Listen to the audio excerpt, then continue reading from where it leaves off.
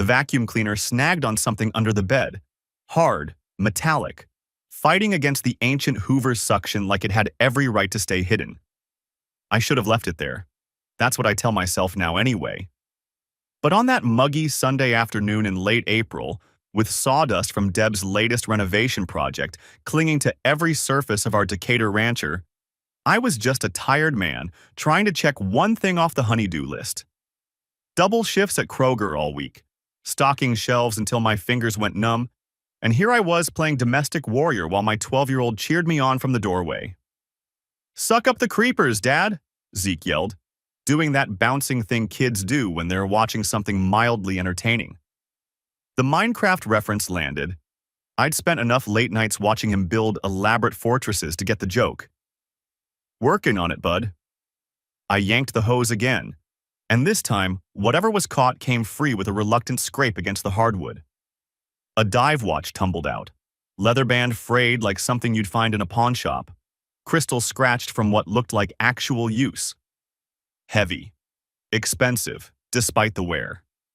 I turned it over in my palm, and the world shifted sideways. Hank's Deep Dive. 24. The engraving caught the afternoon light filtering through the blinds. I read it 3 times, like maybe I'd gotten the letters wrong. Like maybe there was another explanation for why a man's personalized watch had wound up tangled in dust bunnies beneath my wife's side of the bed. Hank, the handyman Deb hired last spring when this whole house flip obsession kicked into high gear. 34, built like he'd actually used those tools his whole life. All flannel shirts and easy grins. I remembered him lingering in the kitchen last fall, coffee mug in hand, asking about the Reno vision while I grabbed my work boots at 11 p.m. "You heading out again?" he'd asked, like it was any of his business. "Shelves don't stock themselves," I'd said. And Deb had laughed, not at my joke, at something he'd said before I walked in. I remembered standing in that doorway, boot half-laced, watching them at the kitchen island with their coffee cups almost touching. Something cold had slithered through my gut even then, but I'd pushed it down. Overtime wasn't optional when you're trying to fund your wife's expensive hobby. Someone had to be the responsible one. The tile samples came in, Deb had said, not quite meeting my eyes. "Hank's gonna help me narrow it down." At 11 at night? He was in the neighborhood, dropped by to check on the grout situation. Grout situation. At 11 p.m. on a Tuesday. I'd nodded and headed out to my shift because that's what you do when you're the reliable one. You show up. You provide. You trust your partner to hold down the fort while you're gone. Now, standing in our bedroom with a strange man's watch in my palm, I felt like the world's biggest fool. I shoved the watch in my pocket just as Zeke appeared at my elbow. "Dad, find a monster under there?" I forced my face into something that probably looked more like a grimace than a smile. "Just treasure, bud. How about tacos for dinner? My treat." "Yes!" He pumped his fist and sprinted toward the kitchen, crisis of the century already forgotten. I stood there, hand in my pocket, feeling the weight of that watch like a grenade with the pin half pulled. The front door opened, and Deb breezed in with fabric samples fanned in her hands like she was presenting at a home show. Flour dusted her forearms. She'd been to the bakery where her flip group friend worked. "The flip's really shaping up," she said, beaming that smile I'd fallen for 16 years ago. "Hank's been such a lifesaver on the tile work." "Has he?" She didn't catch the flatness in my voice. Or maybe she did and chose to sail right past it. "We should have him over for dinner sometime, thank you thing. You two would get along." I stared at her for a beat too long. "Sure, we'll add it to the calendar." "You okay?" She tilted her head, the concerned wife look sliding into place like a mask she'd practiced in the mirror. "You seem off." "Just tired, long week." "You work too hard."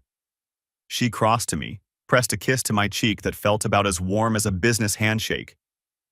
"I'll handle dinner. You relax."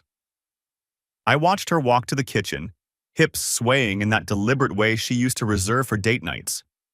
Now it was just how she moved all the time, like she was permanently performing for an audience. And I knew, in that cold, certain way you know things you've been avoiding, that it wasn't for me. That night, after Zeke crashed from his taco-induced coma and Deb retreated to her vision board corner of the living room, I sat in the garage with the watch in my hand. The Kroger break room guys talked about moments like this. Danny from receiving found hotel receipts. Marcus in produce caught his ex on a dating app while they were still married. I'd always nodded along, secretly grateful I wasn't them. Funny how fast that changes. I didn't confront her. Not yet. Something told me to wait, to gather information before I blew up my whole life over what could be… What? A misunderstanding? A watch left behind from some legitimate repair work? But the watch had been under the bed. Under our bed. I pulled up the shared Google Calendar on my phone, the family sync we'd used since Zeke started school. Deb's entries were color-coded pink, organized in that manic way she approached everything. I scrolled back through the months, and a pattern emerged like one of those magic eye pictures. You see it once, you can't unsee it. Yoga plus Hank, quote. Hank, deep clean. Solo errands. Hank finishing touches. 8 months of overlap. 8 months of entries that coincided perfectly with my overnight shifts. And there, in the notes section of an event from last October, deep dive after. My stomach dropped. I'd assumed that was pool-related. Deb had mentioned something about the neighbor's hot tub, a possible trade for help with their kitchen. But now, holding Hank's deep dive watch, the words read different. They read like a confession written in code, hidden in plain sight because she never thought I'd look. I barely slept that night. Every time I started to drift off, my brain would serve up another memory I'd dismissed at the time. The way Deb had started dressing up for flip group meetings. The new perfume she wore, something musky and expensive that didn't smell like her. The locked phone she used to leave face up on the counter, now always tucked away or face down. At 3 a.m., I gave up on sleep and went to the living room. The vision board was still propped against the wall, covered in magazine cutouts of kitchens and bathroom tiles and smiling families. In the corner, almost hidden behind a swatch of farmhouse gray paint, was a photo I hadn't noticed before. Deb and Hank standing in front of a half-renovated house, his arm draped over her shoulder in a way that wasn't quite professional. I took a picture with my phone, added it to a folder I created called Insurance. By morning, I had 17 entries. The next morning, Zeke was poking at his scrambled eggs while Deb loaded the dishwasher with that aggressive efficiency she got when she was running late for something. Remember how loud Hank's hammer was? Zeke said, out of nowhere. Kids do that. Drop conversational grenades between bites of toast. I set down my coffee. Was it? Super loud. But Mom laughed a lot. She said it was because he told good jokes. Zeke shrugged, already moving on. I saw him hug her once in the garage. He said it was about a surprise tool. The scrambled eggs turned to cement in my throat. Deb's head whipped around from the dishwasher, her hands frozen mid-reach. Zeke, honey, that was just… Hank was excited about a discount on lumber. Grown-up stuff. Okay, Zeke slid off his chair. Can I play Minecraft before school? 10 minutes, Deb said, and he was gone. She met my eyes across the kitchen. I watched something flicker there. Worry, calculation, the rapid assessment of damage. She was good at it. I wondered how long she'd been practicing. Kids misread things, you know. They don't understand context. Sure, I grabbed my keys. Gotta run errands. It's Sunday. Hardware store opens at 8. Harlan. She stepped toward me, and I stepped back without thinking. Her face fell, just a little. What's going on with you? You've been weird since yesterday. Nothing's going on. I opened the door. I'll be back in an hour. Are you… She paused, choosing her words carefully. Are we okay? I turned back. Looked at her standing in our kitchen. The kitchen I'd helped tile 4 years ago when we first bought this place. We'd eaten pizza on the floor and talked about how our kids would grow up here, how we'd grow old here together. I don't know, I said. Are we? I was out the door before she could answer. I wasn't going to the hardware store. I was going to drive past Hank's truck, which I'd seen parked on Birchwood Lane 6 blocks over. Public street. Nothing illegal about taking the scenic route. The truck sat in the gravel drive of a half-renovated duplex, tools scattered in the bed. I slowed, just another guy checking out the neighborhood, and that's when I saw it. Deb's scarf, the blue silk one I'd bought her for our anniversary, tangled in the passenger seatbelt. I pulled over, took a picture, kept my hand steady even though everything inside me was screaming. When I got home, Deb was on the phone in the backyard, pacing the way she did when she was agitated. I caught the tail end as I came through the gate. Can't just show up anymore, okay? He's getting suspicious and I need you to… She spotted me, and the sentence died. I'll call you back. Yes, fine. Bye. Who was that? The tile guy. Delivery issue. She tucked her phone away too fast. You get what you needed? Not yet. I held her gaze. But I'm working on it. Monday morning, I used my break at Kroger to make a phone call I never thought I'd need to make. Danny from receiving had given me the number 6 months ago. Just in case, man. You never know. I'd stuck it in my wallet and forgotten about it. The woman who answered had a voice like gravel and honey mixed together. Tate Investigations, Lena speaking. I stepped into the loading dock, away from the security cameras and the morning crew. My name's Harlan Reese. I think my wife might be… I found a watch under our bed. It's not mine. There was a pause. Then, okay, Harlan. That's not an unusual way for these calls to start. Let's take it from the beginning. Lena Tate turned out to be a former family mediator who'd gotten tired of watching people destroy each other in court without proper evidence. She charged $90 an hour, steep for a Night Stalker, but she promised ethical methods and no entrapment. I'm not here to catch your wife in the act, she said when we met at a coffee shop that Thursday.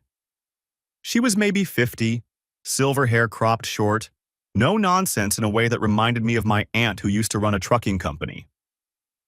I'm here to help you understand your situation and protect your interests, especially your son's. Zeke, I said. He's the priority. Good. That's the right answer. She slid a notepad across the table. A lot of men come to me wanting revenge. They want photos, confrontations, gotcha moments. That's not what I do. What I do is documentation. What's the difference? Revenge gets your blood pumping for about 30 seconds. Documentation gets you custody and keeps your assets intact. She clicked her pen. Tell me about this, Hank. I told her everything. The calendar entries, the scarf, what Zeke had said, the late-night coffee conversations I'd walked in on. She took notes without expression, occasionally asking for clarification. Your wife handles the renovation finances? Yeah, she's got an app for it. Logs all the expenses, contractor payments. I never paid much attention. Figured she knew what she was doing. Start paying attention. Lena flipped her notepad closed. Georgia's an equitable distribution state. That means any marital assets, or debts, get divided fairly in a divorce. If money's going places it shouldn't, that matters. The word divorce hit me like a physical thing. I'd been dancing around it in my head for days, but hearing someone else say it made it real. I just want to know the truth, I said. Most people do. Lena stood and gathered her things. I'll pull some public records, contractor licenses, business filings. Nothing your wife would know to look for. We'll touch base next week. How do you know she won't find out? What if she checks my phone or… Harlan. Lena put a hand on my shoulder. You've been working 60 hours a week to pay for her hobby. You've been solo parenting while she renovates. You've done everything right, and she's still lying to you. Stop worrying about protecting her and start worrying about protecting yourself? I drove home with the radio off, watching the Decatur streets blur past like someone else's life. The next 2 weeks became a lesson in playing pretend. I went to work. I came home. I ate dinner across from a woman who might have been sleeping with another man for the better part of a year, and I smiled at her jokes and asked about her tile samples and helped Zeke with his homework like nothing was wrong. But I was watching now, cataloging. The way Deb's phone was suddenly always face down on the counter. The overtime project meetings that popped up when she thought I was too tired to notice. The fresh shower she took every time she came back from a fabric run. And Zeke, my boy, kept dropping breadcrumbs without knowing it. Hank showed me how to use a level, he said one evening. Oh yeah? I kept my voice neutral. When was that? During spring break. You were at work and Mom said Hank was helping us out. Zeke air-quoted the phrase, clearly mimicking Deb. He brought donuts, the good ones from that place on Ponce. I remembered spring break. I'd solo parented most of it, or so I'd thought. PB&Js and Minecraft marathons while Deb handled flip emergencies. Did you have fun? Zeke hesitated. I don't know. Hank was kind of weird. He and Mom went in the bedroom to check measurements for a long time. She told me to stay in the living room. The bedroom, during spring break, while I was pulling double shifts to fund her hobby. I excused myself to the bathroom and gripped the sink until my knuckles went white. Week 2 brought Lena's first real findings. The flip accounts got some interesting entries, she said, spreading printouts across her kitchen table. Her home office smelled like old coffee and determination. Hank Jensen. Wait, I looked up. Jensen? That's his last name. Hank Jensen, licensed contractor, filed with the Georgia Secretary of State 3 years ago. She pointed to a highlighted line. Here's where it gets messy. Your wife's been paying him for deep cleaning services that don't match any itemized work. $800 here, $750 there, all labeled miscellaneous labor. So she's paying him for what, exactly? Lena's expression said more than her words. Under Georgia law, marital funds used for an affair can be considered dissipation of assets. If you can prove where this money's actually going, that matters in court. Court. There was that word again. You need to start thinking about this seriously, Harlan. She leaned back. I know you were hoping for another explanation, but these patterns don't lie. I called the Free Dad hotline that night. Something else Danny had slipped me. No judgment attached. The counselor had a voice like a late-night radio DJ, calm and unshockable. So you found evidence, he said after I'd laid it all out. Yeah. And now you're feeling stuck, like moving forward means blowing up everything. That's exactly it. Here's what I'll tell you. Whatever happens next, your son comes first. You gather what you need to gather, slowly, carefully, and you make decisions that protect him. Everything else is debris. I liked that word. Debris. Something left over after destruction, something you could clear away and rebuild from. Thanks, I said. That's what we're here for. Call anytime. I hung up and stared at the ceiling of my garage, where I'd retreated to avoid Deb's suspicious glances. My evidence map was growing. A legal pad shoved behind the tool chest, dates and observations scrawled in my terrible handwriting. Tomorrow, I'd confront her. Or the next day. Or my phone buzzed. A text from Zeke's iPad, the one he used for games. Dad, can you check my Minecraft? I built something cool. I went inside. Zeke was already in bed, laptop propped on his knees. The screen showed one of his elaborate builds, except this one was different. It was a house, clearly modeled on ours, with a secret room hidden behind a bookcase. What's this, bud? It's our house, but better. He clicked through to reveal the hidden space, a tiny room with 2 beds, a crafting table, a chest. Mom showed me how to make secret doors. She said it was for a surprise and I shouldn't tell you about the practice house. My blood ran cold. Practice house? She and Hank were going to build one, like a tree house but on the ground. She said it was going to be your birthday present, but then she said, never mind, forget it. Zeke yawned. I don't know. Grown-up stuff is weird. I kissed his forehead and told him his build was awesome and closed the door quietly behind me. Then I walked downstairs, where Deb was folding laundry with that zoned-out expression she got when she was tired. Or when she was thinking about someone else. We need to talk. She looked up, and something in my face made her hands go still. About what? About Hank. I pulled the watch from my pocket. I'd been carrying it for 2 weeks like evidence at a crime scene. About this. The color drained from her face so fast I thought she might pass out. Her mouth opened, closed, opened again. Where did you? Under the bed. Our bed. Right next to your yoga mat and all your lies. Harlan, listen. No. I set the watch on the counter between us, a line in the sand. You've been playing me for months. The calendar entries. The solo errands. Zeke told me about the bedroom measurements. He told me about the secret practice house. He's a child. He doesn't understand what he saw. He understands enough to know you bribed him for silence. My voice cracked on the last word, and I hated myself for it. You used our son to cover your tracks. Our 12-year-old Deb. You made him your accomplice. It wasn't like that. She stepped toward me, hands out like she was approaching a spooked animal. I never meant for any of this to happen. The flip project, it just got out of control and Hank was there and you were always working. Don't. I held up a hand. Don't you dare make this about my work schedule. I was working those hours for you, for the house, for your renovation obsession, and you were using that time to what, Harlan? Say it. To sleep with your contractor in our bed. The words hung in the air between us. Deb's face crumpled, and for a second I saw the woman I'd married, the one who'd slow danced with me in the Kroger parking lot after our first date, who'd cried happy tears when Zeke was born.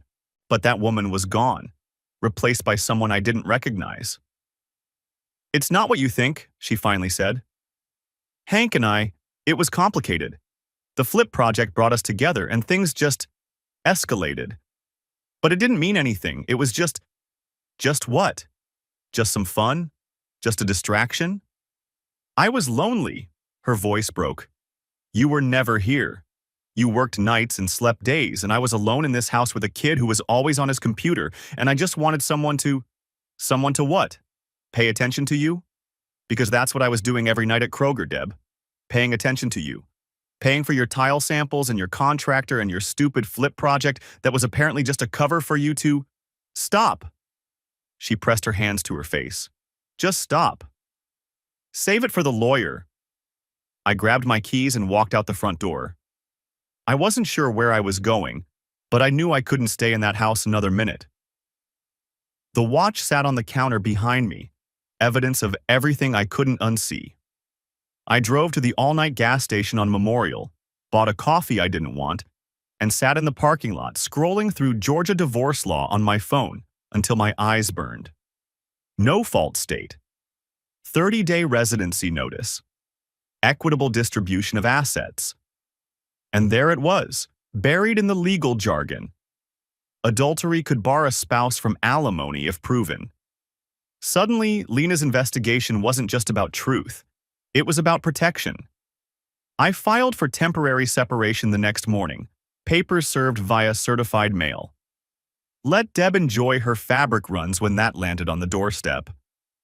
The first month of official separation felt like living inside a grinding machine. Everything hurt, and the machine just kept turning. The county mandated pre-filing counseling sessions, some bureaucrat's idea of saving marriages that were already gutted. $130 per session, partially covered by Peach Care, which I'd signed up for after running the numbers on lawyer fees. The mediator was a soft-spoken woman named Dr. Hines, who kept redirecting Deb's attempts to blame shift. Her office smelled like lavender and disappointment, with a box of tissues strategically placed on every surface. "We're not here to assign fault," she said during session 2, while Deb complained about my emotional unavailability. "We're here to establish communication patterns for co-parenting." "Hard to communicate when one party's been lying for a year," I said. Deb shot me a look that could have curdled milk. "I've already apologized. Multiple times. What else do you want from me?" "You apologize for getting caught. That's different. I apologize for hurting you, for hurting Zeke, for making choices that... choices." I laughed, and it came out bitter. "That's a nice way to put it. I made choices. Like it was a menu option. Like you accidentally ordered the wrong salad dressing." "Harlan," Dr. Hines interjected, "I'm sensing some unresolved anger." "Unresolved? Ma'am, I'm just getting started." "This kind of hostility won't serve either of you in court," she said calmly. "More importantly, it won't serve Zeke." That shut me up. She was right. Every time I let the anger take over, I was letting Deb win. The goal wasn't revenge. It was stability. For my kid. "Fine," I said. "What do you suggest?" "I suggest we focus on logistics, custody schedules, asset division, communication protocols. The emotional work can happen in individual therapy."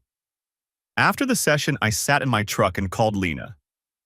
"The mediation's a waste of time," I said. "She just keeps deflecting." "Document everything," Lena said. "Her deflections, her excuses, the counselor's notes if you can get them. It all adds up." "I need to know more about Hank's ex-wife," I said. "You mentioned she'd reached out." "She did. Woman named Pauline. Found you through one of those support forums for divorce dads. Said Hank pulled the same routine with her. Renovation work, bonding over blueprints, full-on affair within 2 months. Her kids saw things too. He's a serial homewrecker. Looks that way. Pattern goes back at least 3 relationships. She's willing to give a statement if it comes to that." I leaned my head against the steering wheel. "What am I dealing with here, Lena? Honestly. You're dealing with 2 adults who made choices, and a little boy who's going to need his dad more than ever. Focus on that. The rest is just paperwork." The paperwork, as it turned out, was extensive. Lena pulled Hank's contractor licenses through the Georgia Secretary of State. Public records. Nothing that would raise flags. The timeline she assembled was damning. His, quotes, had started the same week Deb began her flip group obsession, and his invoices tracked exactly with her overnight absences. But the real bombshell came in week 5. "I got access to the Flip app's expense log," Lena said. We were meeting at her office now, a cramped room above a dry cleaner that smelled perpetually of fabric softener. "Your wife wasn't as careful as she thought." She turned her laptop to face me. The screen showed a spreadsheet, line after line of payments, dates, descriptions. "See this entry? Miss Deep Work, $800. And this one? Quote consultation, $600. There's about $3,000 here that doesn't match any actual renovation. So she's paying him for exactly what you think she's paying him for." Lena closed the laptop. "This is dissipation of marital assets.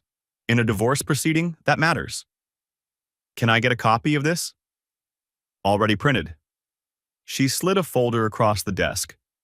"Keep it somewhere safe. And Harlan." She paused, choosing her words. "I know you're angry. You have every right to be.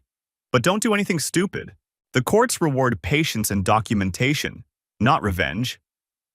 I took the folder. "I'm not looking for revenge." That was a lie, and we both knew it. The weeks blurred together. Zeke started acting out. Nothing major, just small rebellions. He forgot to do homework. He picked fights with kids at school. His drawings, once colorful landscapes and Minecraft recreations, turned dark. Houses with broken windows, stick figures labeled Mom standing apart from Dad and me. Joint therapy helped. The counselor introduced what she called a trust toolbox, each of us picking objects that represented what we needed. Zeke picked a stuffed animal he'd had since he was 3. I picked a small wrench from my actual toolkit. And Deb, still playing the part of concerned mother, picked a roll of tape. "Because I want to hold things together," she said, eyes moist with practiced tears. Zeke looked at her for a long moment. Then he scooted his chair closer to mine. "I picked Dad's wrench too," he said. "The truth one." Something broke in Deb's face. For the first time since this started, I saw genuine emotion there. Not the rehearsed apologies or deflections, but real pain. Good. Month 2 brought the USB drive. Deb had come by the house to pick up some clothes. We were doing handoff transitions now, living like polite strangers in a property we both technically owned. I watched from the kitchen as she rooted through her closet, shoving blouses into a suitcase with barely contained fury. "I'll be gone in 10 minutes, she muttered, not looking at me. "Take your time. Don't pretend to be civilized, Harlan. We both know you're enjoying this." "Enjoying what? Watching my marriage implode?" "Yeah, real fun." She stopped, turned to face me. "You know what your problem is? You think you're the good guy in this story. The hard-working husband, the dedicated father. But you checked out years ago. I was at work providing for this family. Exactly. At work. Not here. Not with me." She grabbed another handful of clothes. "Hank actually talked to me. He asked questions. He was interested in what I had to say." "I'm sure he was real interested." She slammed the suitcase shut. "I'm leaving. Tell Zeke I'll see him Thursday."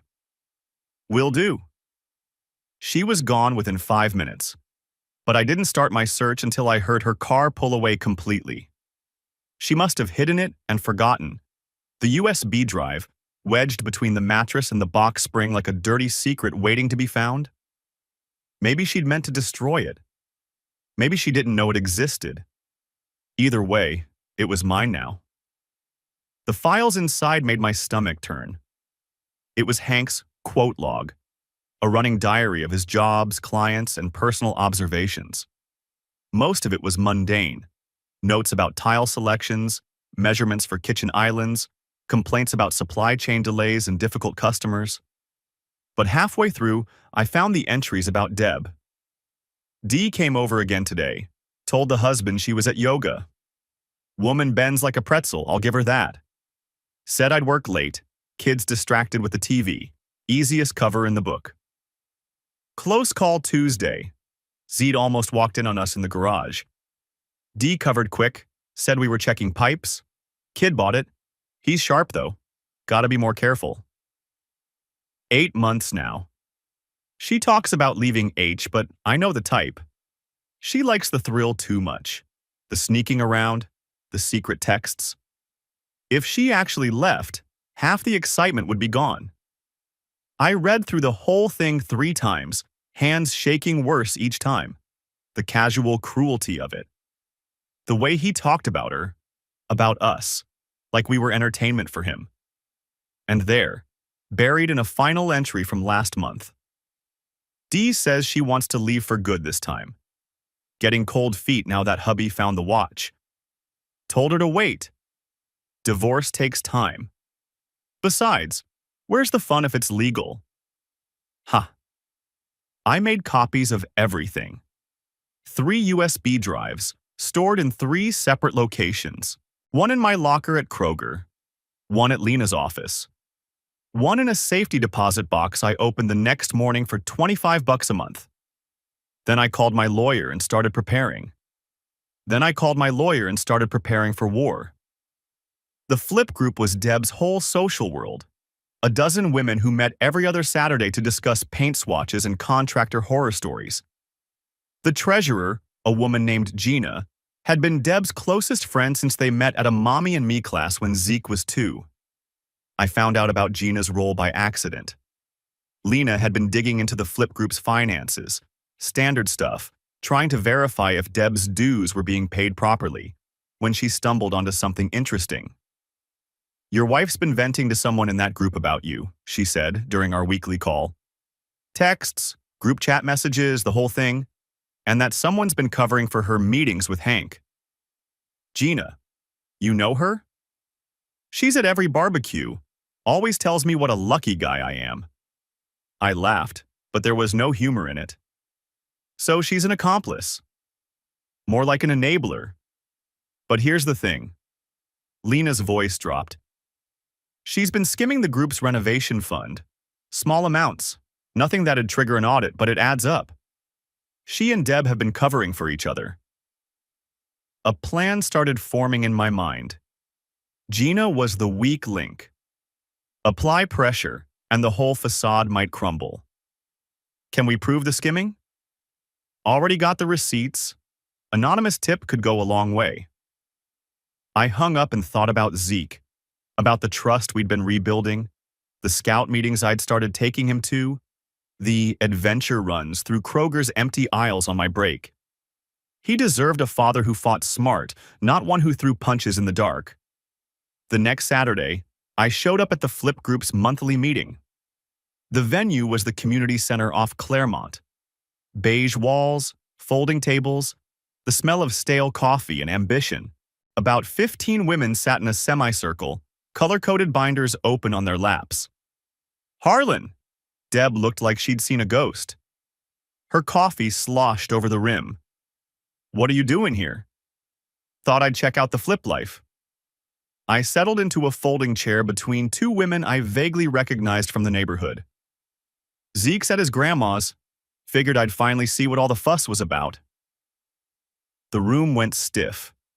Every head swiveled between me and Deb, reading the tension like a soap opera subtitle. Gina, perched at the front with a clipboard, shot Deb a look of pure panic. "This is, members only. We have a registration process. I brought donuts."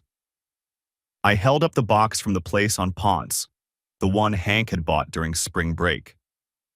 "Consider it my application fee." Nobody moved for a long moment. Then one of the women, an older lady with reading glasses on a beaded chain and a sweatshirt that read, "I'd rather be renovating," shrugged and reached for a cruller. "I like his energy," she said. "Lord knows we could use some testosterone in here. Let him stay." A nervous ripple of laughter. Deb's jaw tightened, but she couldn't argue without causing a scene. "Fine, great. The more the merrier." She returned to her presentation, but her voice had gone thin. "As I was saying, curb appeal is really about first impressions." For the next hour, I watched her sweat through slides about garage doors and landscaping. She stumbled over words she'd probably rehearsed a dozen times. She forgot which example went with which point. Every time she glanced my way, I smiled back. Just a supportive husband, finally interested in his wife's hobbies. The other women noticed. Of course they did. By the refreshment break, I'd overheard 3 separate whispered conversations about trouble in paradise, and maybe that's why she's been so stressed. Afterward, as the group filtered out with their binders and business cards, I cornered Gina by the refreshment table. "We should talk," I said quietly, keeping my voice under the chatter. "About the dues situation." Her face went white.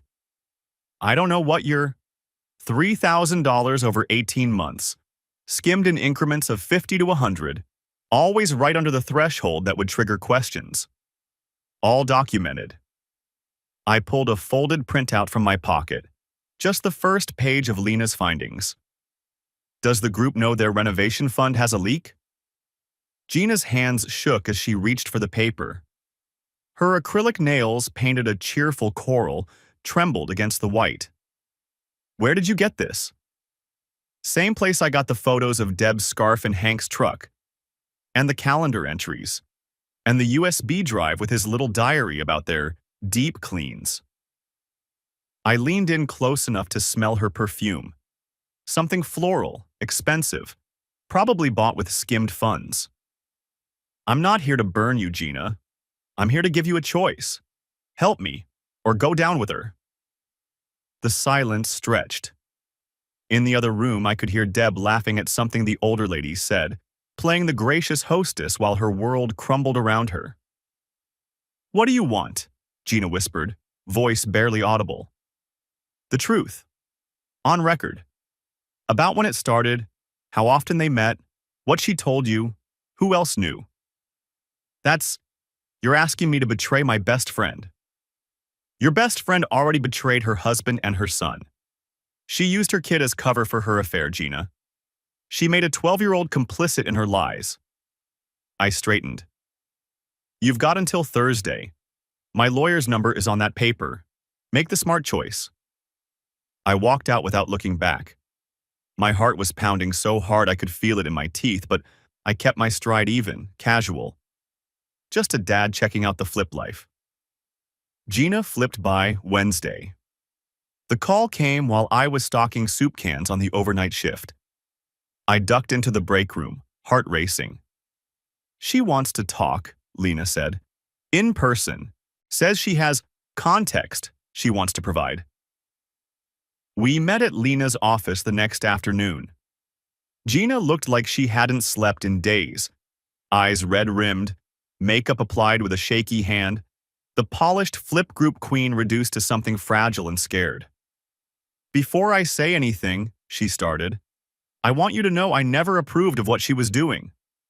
I told her it was wrong. I told her to stop. But you covered for her anyway. She's my friend. Or she was."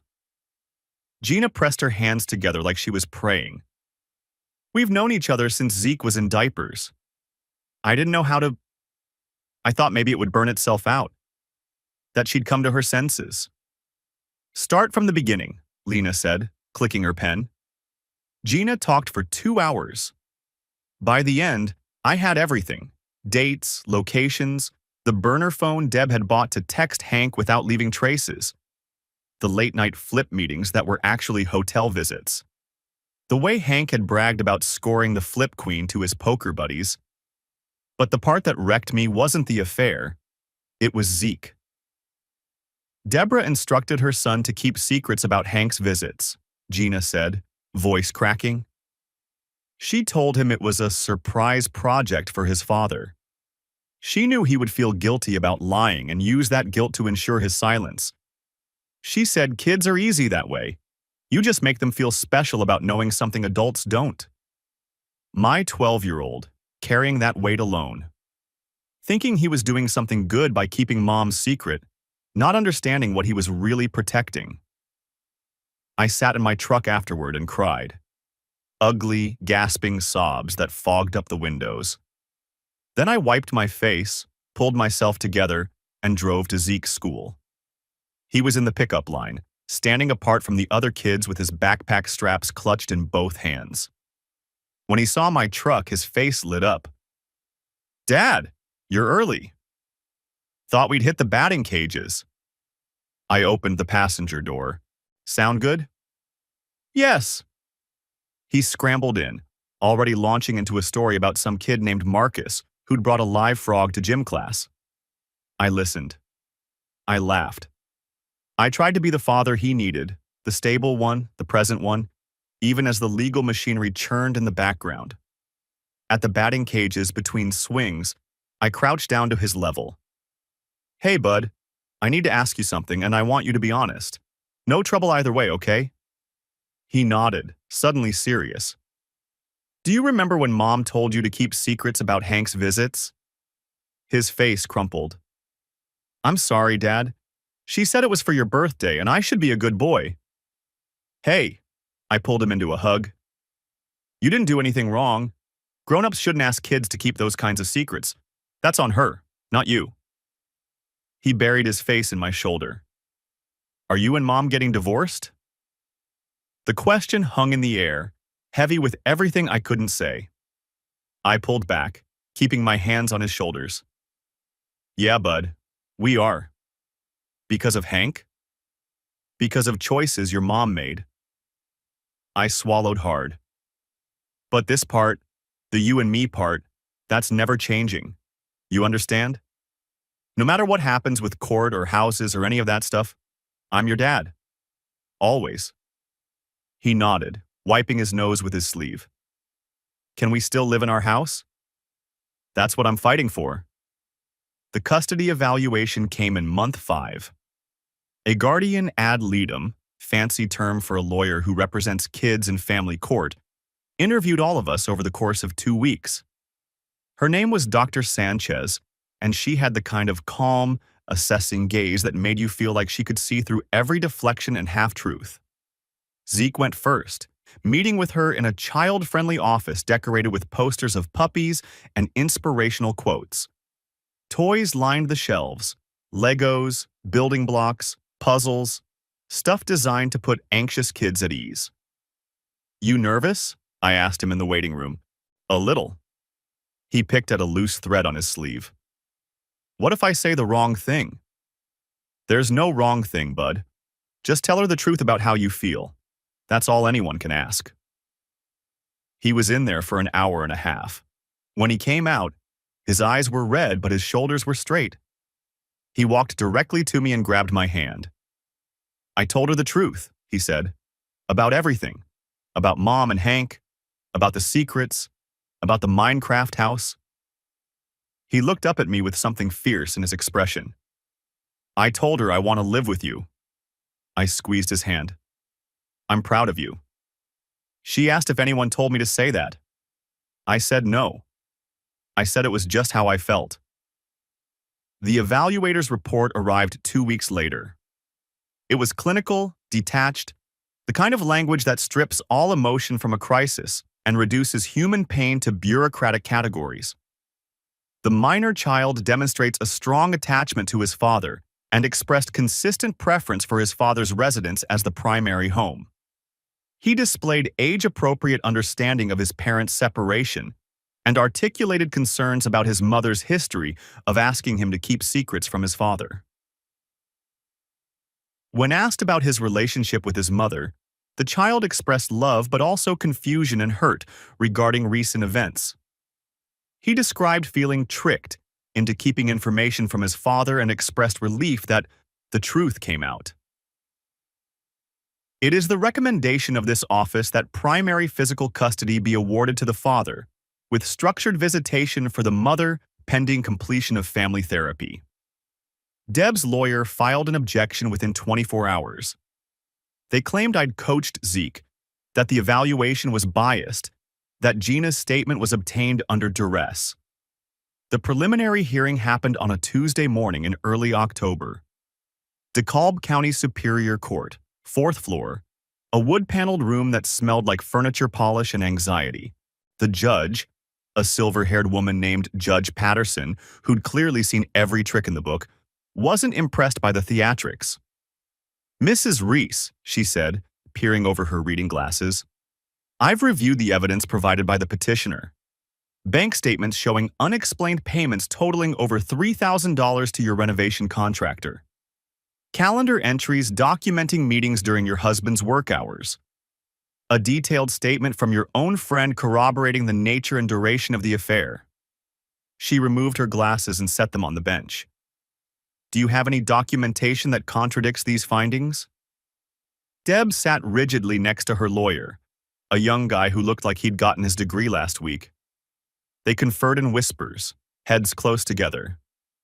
Your Honor, the lawyer said, standing, my client contests the characterization of these payments as... I'm not asking for characterization, Judge Patterson interrupted.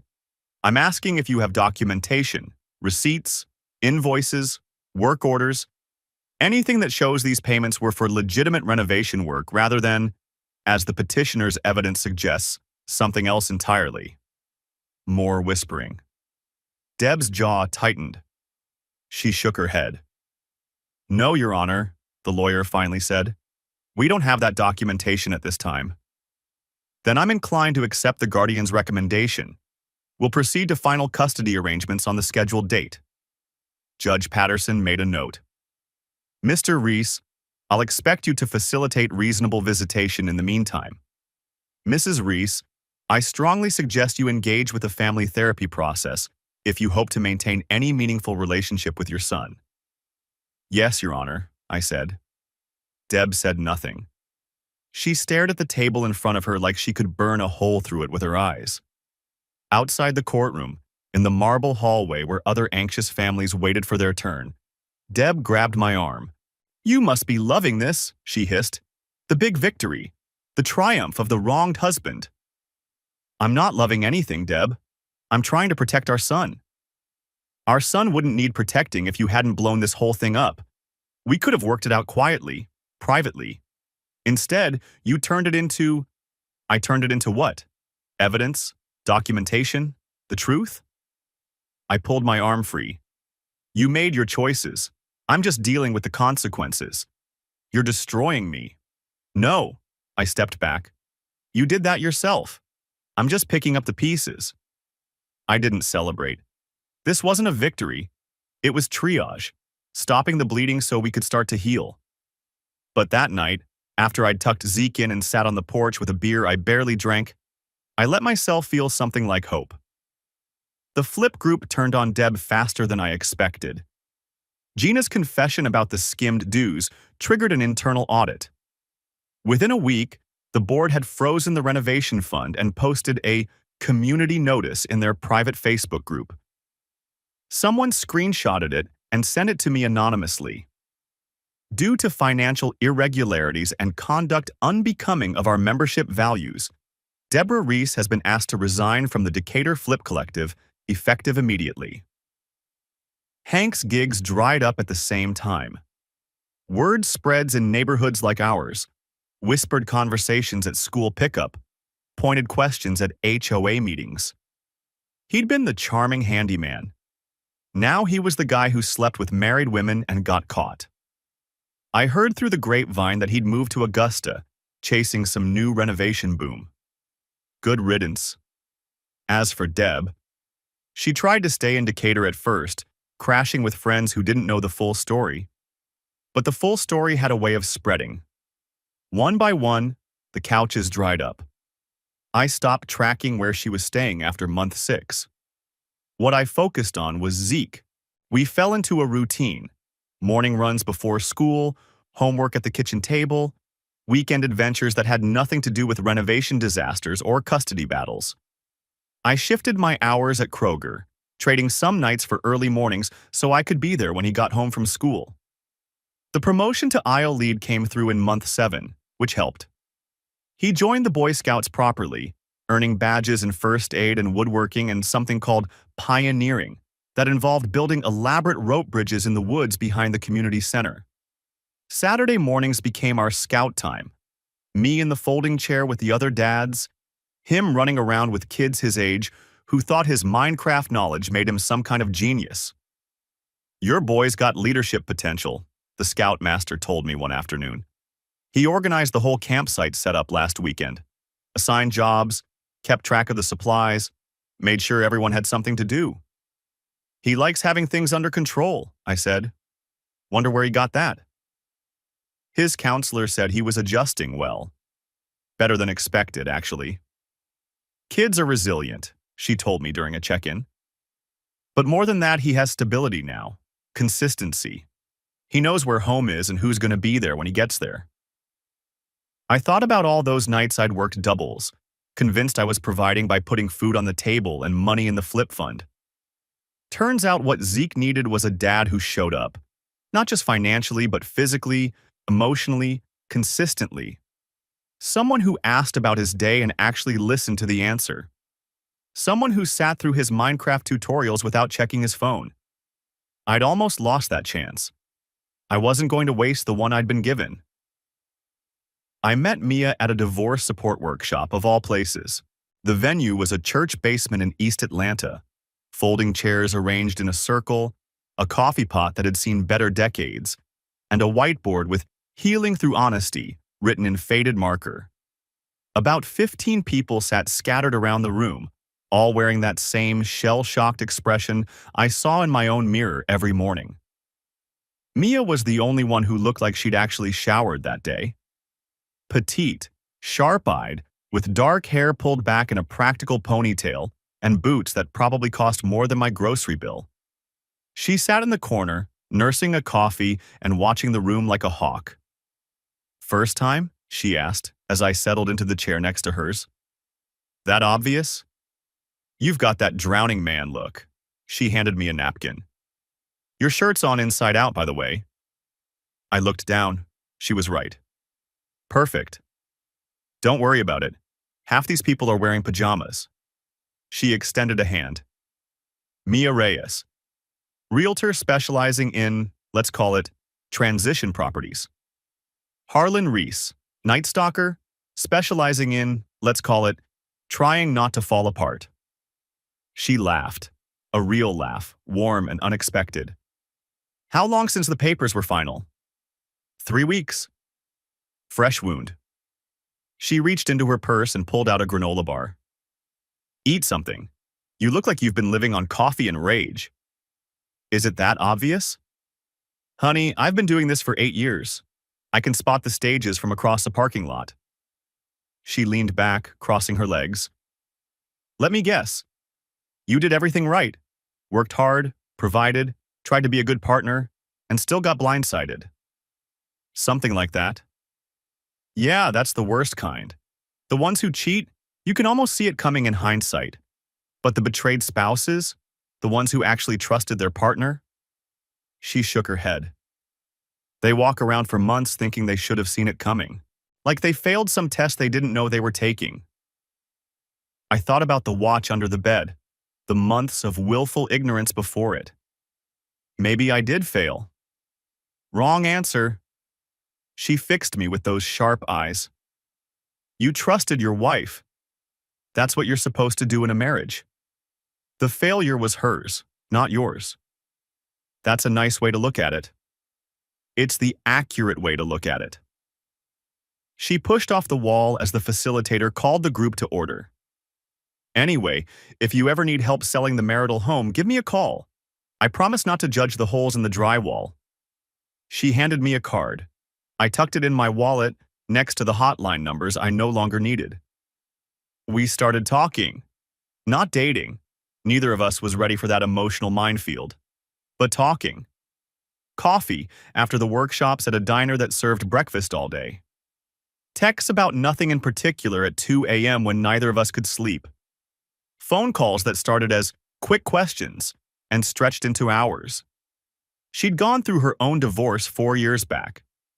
Her husband had gambled away their savings, not at casinos, but on investment opportunities that turned out to be pyramid schemes and crypto scams. By the time she found out, the mortgage was 3 months behind and their retirement account was empty.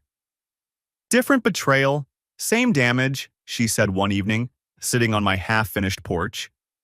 We'd fallen into a habit of these evening chats. Zeke at Scouts, the house quiet, nowhere to be except right here. How'd you find out? Foreclosure notice. Can you believe that? I opened the mail one day and discovered we were losing our house. He'd been hiding it for months, intercepting letters, paying the minimum on credit cards, spinning elaborate stories about why money was tight. She shook her head. The lies were almost worse than the losing everything. At least if he'd told me, we could have faced it together. You ever get over it? Define over. She tilted her head, considering. The anger fades, eventually. The trust issues, those are trickier. But you learn to live around them. You build something new. I looked at the backyard, still marked by stakes from Deb's never-started garden project. The grass had grown wild around them, covering her abandoned dreams with weeds. I'm trying to figure out what that looks like, I said. The something new part. You're already doing it. You've got your kid. You've got your house. You've got a support system. She caught my eye, held it. That's more than a lot of people have when they come out the other side. I know you are. That's why I keep coming back. She smiled. Not the professional smile she used at workshops, but something softer. That, and your kid's hilarious. Did I tell you what he said about my shoes last week? The fancy city lady comment? Direct quote. Dad, is she a fancy city lady? She has fancy city shoes. She grinned. He's got your deadpan. It's terrifying. I reached over and took her hand. Just for a second. Just to feel something that wasn't grief or anger or exhaustion. Thank you, I said, for showing up, for listening, for all of this. Don't thank me yet. She squeezed back, but didn't let go. You're not out of the woods, but at least you're walking in the right direction. The divorce finalized in month 11. DeKalb County Superior Court. A Wednesday afternoon, fluorescent lights buzzing overhead like they were counting down to something. Deb sat on one side of the courtroom with her bargain basement lawyer, a young guy named Thompson, who'd replaced the original firm when she couldn't afford their fees anymore. I sat on the other side with Janet, a straightforward woman in her 50s who'd gotten us through mediation without bloodshed. The gallery was empty except for a court reporter and a bailiff who looked like he'd rather be anywhere else. No family, no friends, no witnesses to the official end of 16 years of marriage. Just lawyers and paperwork and the sterile smell of institutional carpet. The judge, different from the preliminary hearing, this time a heavy-set man with tired eyes, read out the terms in a monotone that suggested he'd done this 1,000 times and expected to do it 1,000 more. Primary custody to me. Structured visitation for Deb pending continued therapy. The house awarded to me based on my documented role as primary caretaker and Deb's proven dissipation of assets. No alimony for her. Georgia law was clear about that. Adultery had consequences. Does either party wish to make a statement before this court enters the final decree? The judge asked, more formality than genuine inquiry. Deb's lawyer shook his head. No, Your Honor, Janet said on my behalf. Very well. The judge signed something, passed it to the clerk. This marriage is hereby dissolved. Court is adjourned. And just like that, it was over. I stood up, gathered my papers, shook Janet's hand. Across the aisle, Deb sat frozen, staring at the table in front of her. Whatever fire had driven her to Hank's arms, whatever passion had made the risk seem worthwhile, it was gone now, leaving only ash. Part of me wanted to say something, to acknowledge the 16 years, the kid we'd raised, the life we'd built and burned. But there weren't any words that would fix it, and I was done trying to fix things that weren't my fault. I walked out without looking back. That night, Zeke met me at the door when I got home. Is it really real now? He asked. The divorce? Yeah, bud, it's really real. His face relaxed in a way I hadn't seen in months, like a weight he'd been carrying finally lifted. Good, he said. Can we get pizza? Yeah, bud, we can get pizza. The last twist came in month 12. An envelope arrived in the mail on a Thursday afternoon. No return address, postmarked from across town. I almost threw it away with the junk mail. Credit card offers, grocery circulars, the usual garbage. But something about the handwriting made me pause. Inside was a single sheet of paper, a printout from the Flip Group's internal ledger, showing every skimmed dollar Gina had taken and where it had gone. Dates, amounts, descriptions. The full accounting of her theft, laid out in neat columns. Attached was a handwritten note on lavender stationery. Harlan. Your stand stocked our shelves.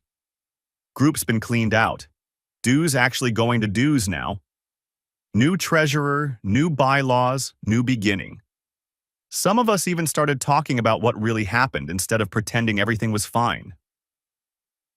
I know I don't deserve forgiveness, but I wanted you to know that something good came out of all this mess. Thanks for the push. No signature, but I recognized Gina's handwriting anyway. The loops on her G's were distinctive.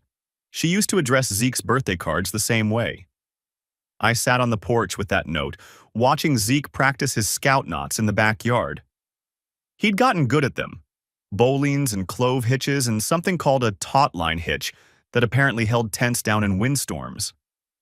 His counselor said the scouts had been great for him, giving him structure and purpose and a group of kids who didn't know anything about his parents' drama. The sun was setting, painting the sky in shades of orange and pink And somewhere in the distance I could hear kids playing basketball in the Johnsons' driveway. Normal sounds? Normal life? The kind of ordinary evening I'd taken for granted before all this started. This was my life now. Not the one I'd planned when I stood at that altar 16 years ago. Not the one I'd been promised when we signed the mortgage on this house. But the one I'd built from the wreckage, board by board, day by day, decision by decision. A house that was finally just ours. A kid who trusted me again. A future that looked like hope instead of survival. Mia's car pulled into the driveway. The same silver SUV she used to show properties, now familiar enough that Zeke recognized the engine sound. "Mia's here," he shouted, abandoning his ropes to wave at her. "She's helping with my economics project." "I know, bud." I stood up as she walked across the lawn. I invited her.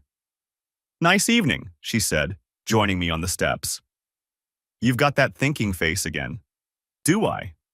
"You do. The one where you're trying to figure something out and you won't ask for help because you're too stubborn." I laughed. "You've been spending too much time around here." "Probably." She nudged my shoulder. "What's the envelope?" I looked at it in my hands. The lavender paper, Gina's handwriting, the confession, and the gratitude wrapped together. Then I tucked it into my pocket. "Old business," I said.